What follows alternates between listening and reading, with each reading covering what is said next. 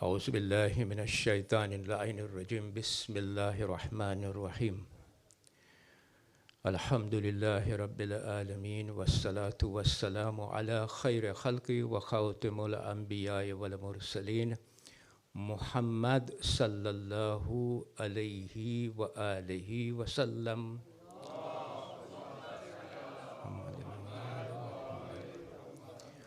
ولا حول ولا قوة إلا بالله العلي العظيم ભાઈઓ તથા બહેનો અસ્સલામુ અલૈકુમ વરહમતુલ્લાહી વબરકાતુહ. સૌ પ્રથમ આપણે અલ્લાહ સુબહાનહુ વ તઆલાના શુક્રગુજાર છે કે આપણે બધાને અહીંયા મોકો આપ્યો કે આપણે ફજરની નમાઝમાં બધાએ ભેગા થઈ અને અલ્લાહ સુબહાનહુ વ તઆલાને યાદ કરીએ છીએ. અને સાથે સાથે જે મોમિન ભાઈઓ અને બહેનો આપણને અહીંયા બ્રેકફાસ્ટનું ન્યાસ રાખ્યું છે અને આમંત્રણ પણ આપ્યું છે, એ લોકોના મરહૂમો અને આપણા બધાના મરહૂમો માટે આપણે એક સૂરે ફાતિહા પઢીએ. બિસ્મિલ્લાહિર રહમાનિર રહીમ અલ્હમ્દુલિલ્લાહિ રબ્બિલ આલમીન ઇય્યાકા નઅબુદુ વ ઇય્યાકા નસ્તઈન ઇહ્દિનસ સિરાતલ મુસ્તકીમ સિરાતલ મગદૂબિ અલૈહિમ વલદ્દાલીન. સાથે સાથે આપણે દુઆ કરીએ અલ્લાહ સુબહાનહુ વ તઆલા પાસે કે આપણા બધાએ મરહૂમોને અલ્લાહ સુબહાનહુ વ તઆલા જન્નત નસીબ કરે અને અહલલ બૈતની બાજુમાં રાખે. તો ભાઈઓ, આપણું જે સબ્જેક્ટ મેટર હશે તે હશે સૂરત અલ રાદ. આપણે લાસ્ટ ટાઈમ જ્યારે ગયા ડિસેમ્બર મહિનામાં મળ્યા હતા ત્યારે આપણે 8મી આયતની ચર્ચા પૂરી કરી હતી. આપણે હવે 9મી આયતથી શરૂ કરશું.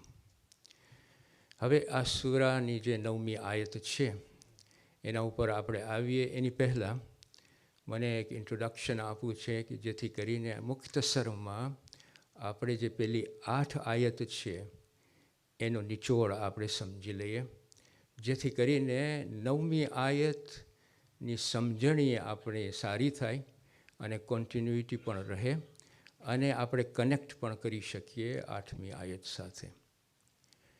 તો સૂરત અલ રાદ આપણે કુરાનની જે સિક્વન્સ જોશું, કે સિક્વન્સ મીન્સ કે એક એક જે સૂરાઓ આવ્યા છે, અલ-હમ્દ, સૂરત અલ બકરા, સૂરત અલ ઇમરાન, તો આપણે જોશું તો આ સૂરત અલ રાદ જે છે તે 13મો સૂરો છે અને એને અંદર 43 આયતો છે.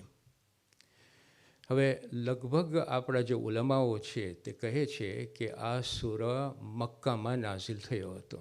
અમુક કહે છે કે આ સૂરો મદીનામાં નાઝિલ થયો હતો, પણ વધારે પડતું કન્સેન્સસ આ છે કે સૂરા અલ રાદ મક્કામાં થયો હતો અને અમુક આયતો જે છે એ મદીનામાં નાઝિલ થઈ હતી.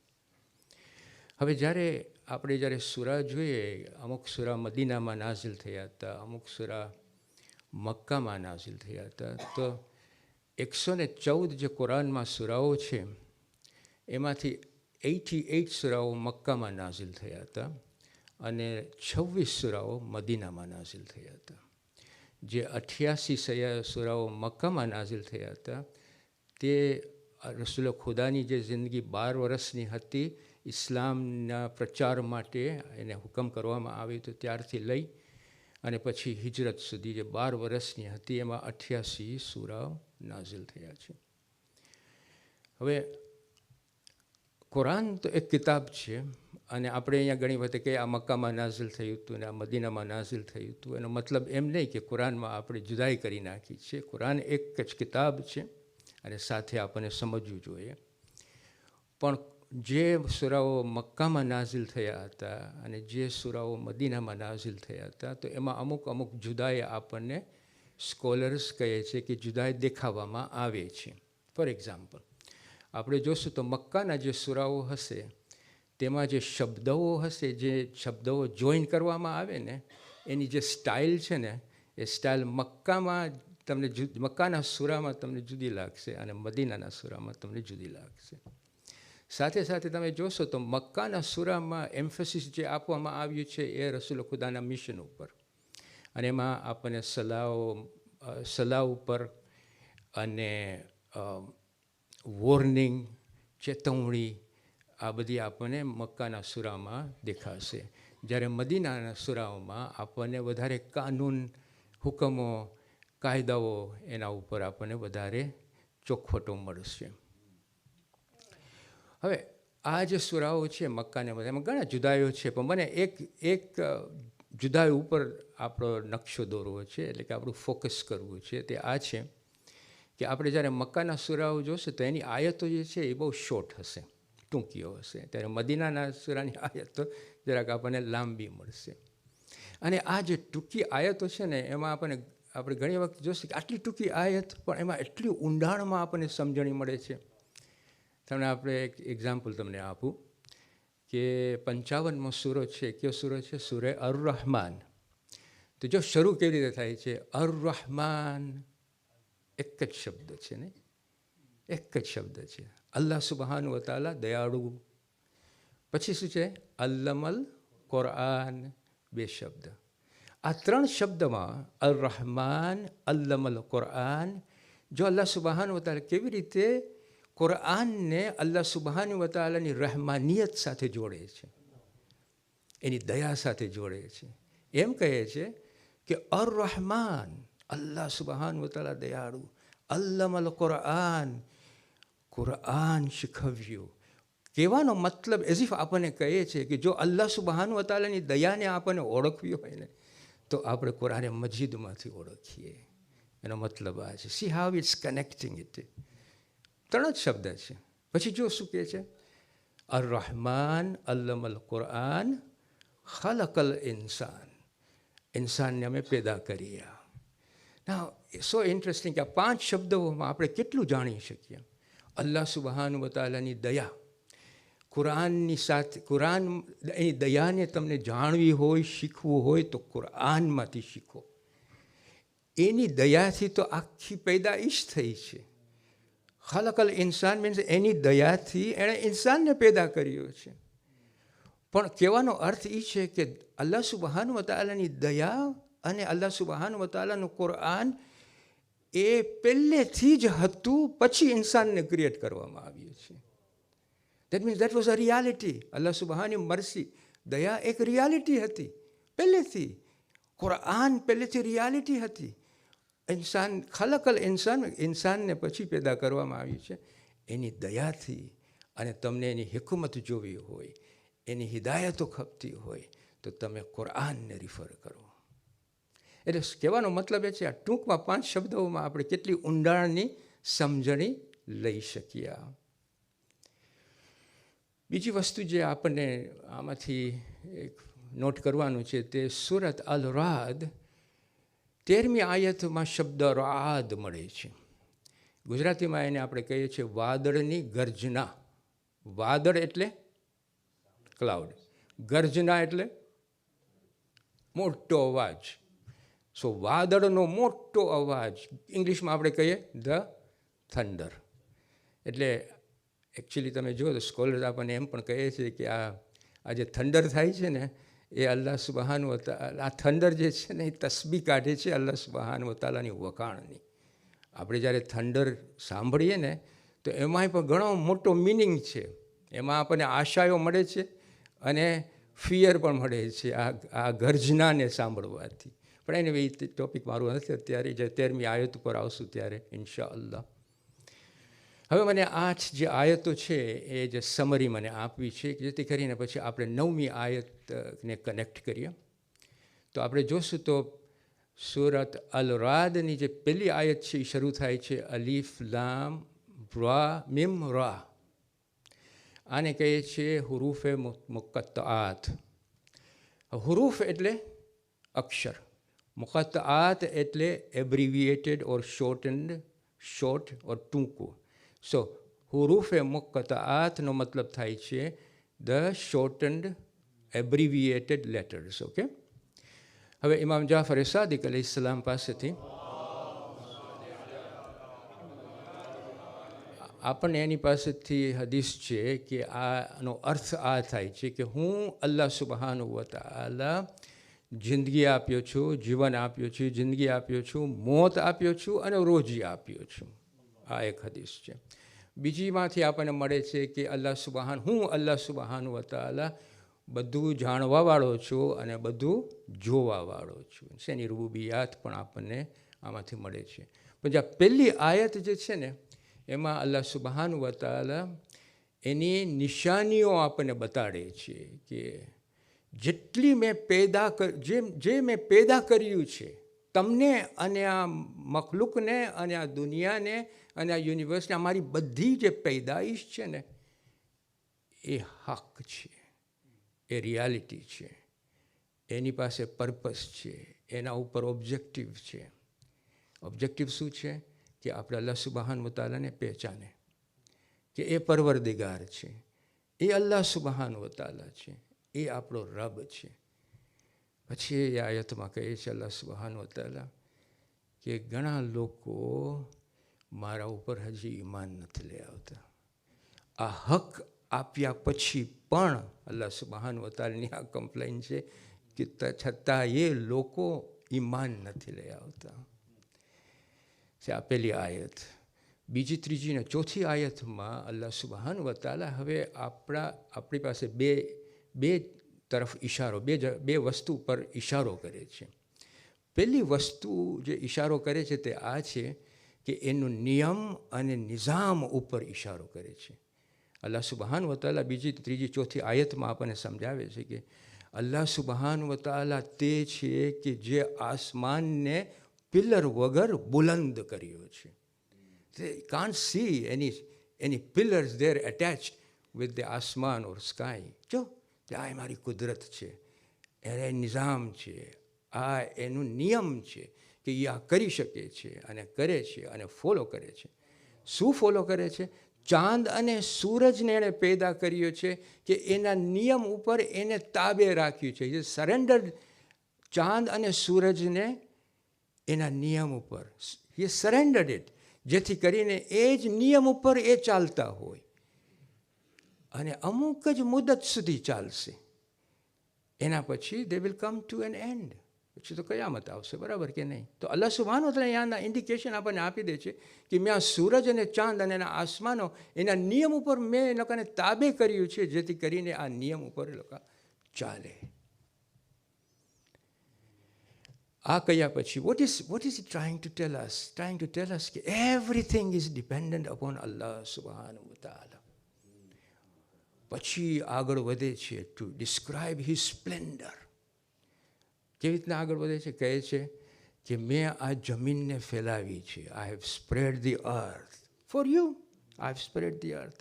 આટલું નાનું નથી રાખ્યું, જો કેટલું મોટું મેં સ્પ્રેડ કર્યું છે. મેં જમીન ફેલાવી છે, પર્વતો અને નદીઓ બનાવી છે, અને ફળોની જોડીઓ બનાવી છે. અને કહે છે, જો look at it the way he describes it, દિવસને રાતથી ઢાંકે છે. પછી કહે છે કે મેં જુદા જુદા જમીનના કટકાઓને જોડાવ્યા છે. How difficult it would be otherwise for us to survive. જો આપણે કહે છે અમે જોડાવ્યા છે, એક બાજુ તમે ખેતી કરી શકો છો, એક બાજુ નથી કરી શકતા, પણ મેં જોડાવી લીધું છે. સી ધીસ ઇઝ હિઝ કુદરત. અને પછી જો એ શું કહે છે કે મેં આ દ્રાક્ષના બાગ અને આ ખેતીઓ અને ખજૂરના બાગ એનામાં એક જ જાતનું પાણી નાખ્યું છે, પણ એના જાત જાતના ફૂલો, જાત જાતના બગીચાઓ, જાત જાતની લીલામો એમાંથી નીકળે છે એક જ પાણીથી. ખજૂરને એક જ પાણી જાય છે, દ્રાક્ષને એક જ પાણી જાય છે, ખેતીને એક જ પાણી જાય છે, પણ કેટલી જાત જાતના લીલામો એમાંથી નીકળે છે. ધીસ ઇઝ હિઝ કુદરા. This is the splendour of the creation.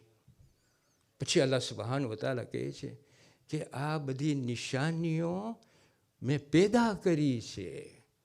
કોના માટે? ફોર હુમ? કે જે લોકો અક્કલથી વિચાર કરતા હોય.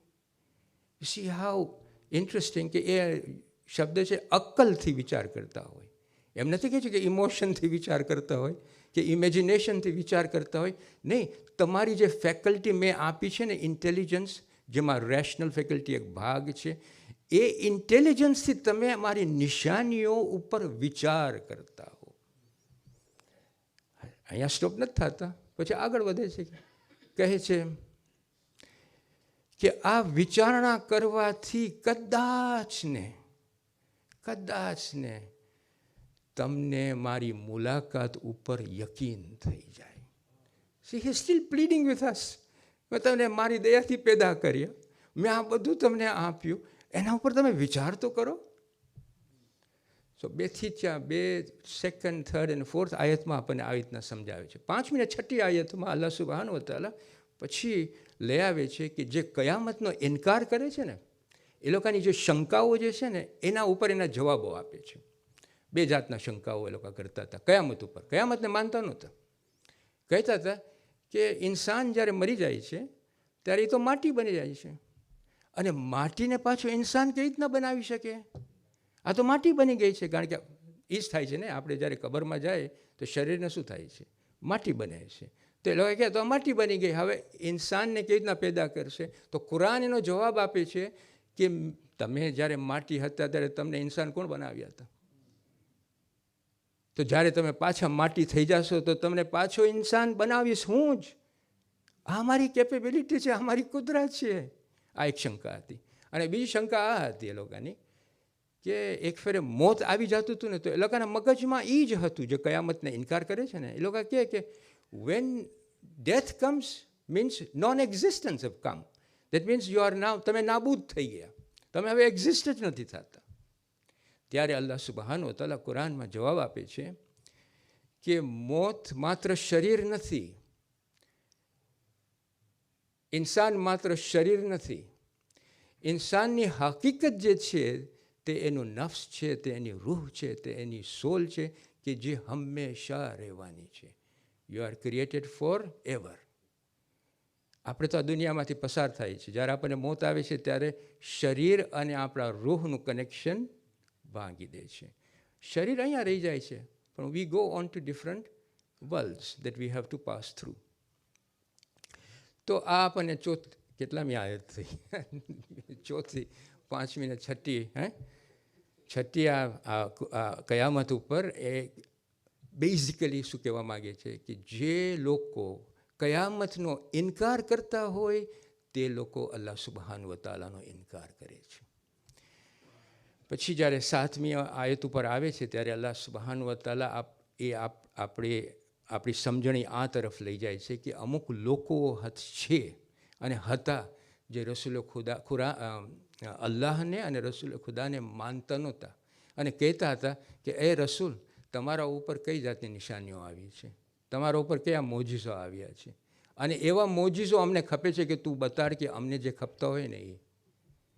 This is the type of people he was dealing with, our Rasul Khuda sallallahu alaihi wasallam. અને એ લોકોને મોજીઝા ખબર છે કેવા ખપતા હતા? એ કે અમને ખપે છે કે આ મક્કાની જે જમીન છે ને સાવ ડ્રાય છે, બરાબર કે નહીં? એ કે ત્યાંથી તું ઉછળતું પાણી કાઢ તો અમે જોઈએ. અને અમારા જે બગીચાઓ જે છે ને, અમારા જે બગીચાઓ દ્રાક્ષના ને ખજૂરના, એ બગીચાઓની વચમાંથી પાણી કાઢ, જેથી કરીને અમને પાણી હવે પાવાનું થાય ને, પોતમેળું પાણી જમીનને આવતું હોય. C how difficult they were. એટલું જ નહીં કે અમને ખપે છે કે તું પોતે આસમાનમાં જા, અમે જોતા હોય કે તું આસમાનમાં જાય છે, પછી આસમાનમાંથી તું કિતાબ લઈ આવ, અમે જોઈએ કે તું કિતાબ લઈ આવે છે, પછી એ કિતાબ અમે વાંચીએ, અમે જ્યારે વાંચશું ત્યારે અમે તને ઓળખશું કે હવે તું રસૂલ છો. પછી કે આ માઉન્ટેન જે છે ને ત્યાં એને તું સોનાનું બનાવી દે.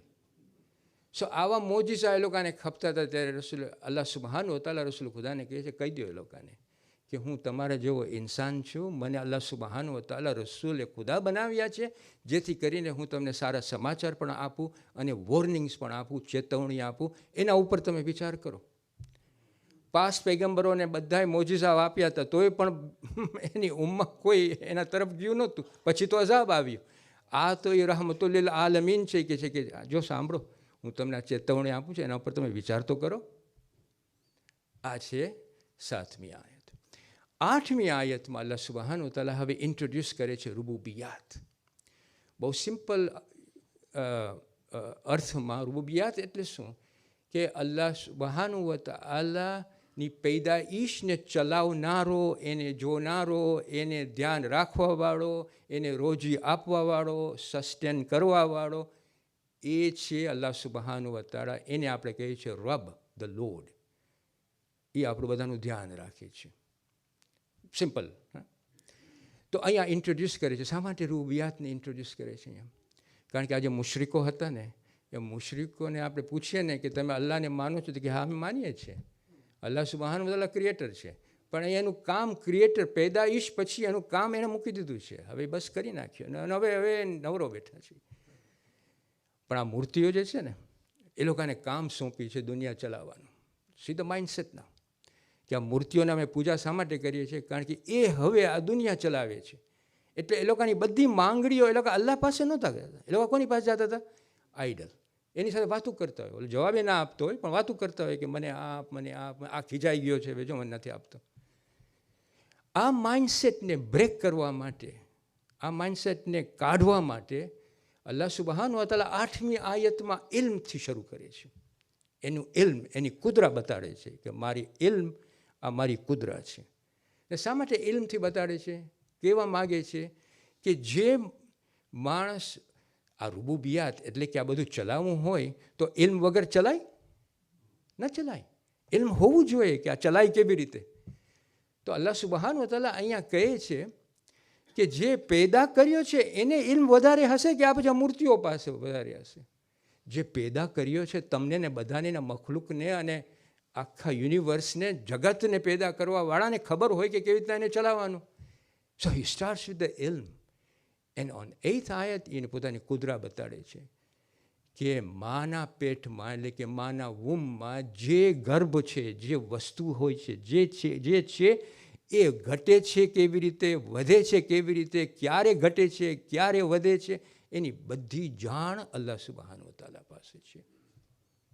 એટલું જ નહીં, he has given a major, a માપ to everything that he has created. He has created everything in a specific measure, determined by him.